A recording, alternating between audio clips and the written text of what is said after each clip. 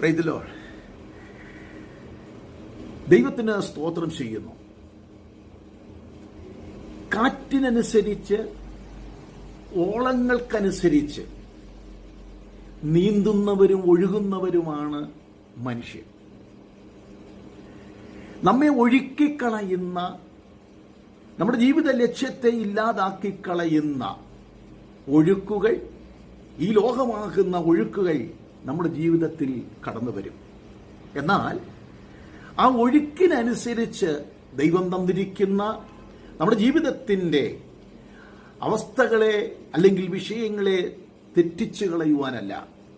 പൗലോസപ്പോസ്തലൻ എബ്രായർക്ക് ലേഖനം എഴുതുമ്പോൾ 2-ാം അധ്യായം അതിന്റെ 1-ാമത്തെ വാക്യത്തിൽ ഇങ്ങനെ വായിപ്പാൻ കഴിയുന്നു: വല്ലപ്പോഴും ഒഴുകിപ്പോകാതിരിക്കേണ്ടതിന് കേട്ടത് അധികം ശ്രദ്ധയോടെ കരുതിക്കൊള്ളുവാൻ ആവശ്യമായിരിക്കുന്നു.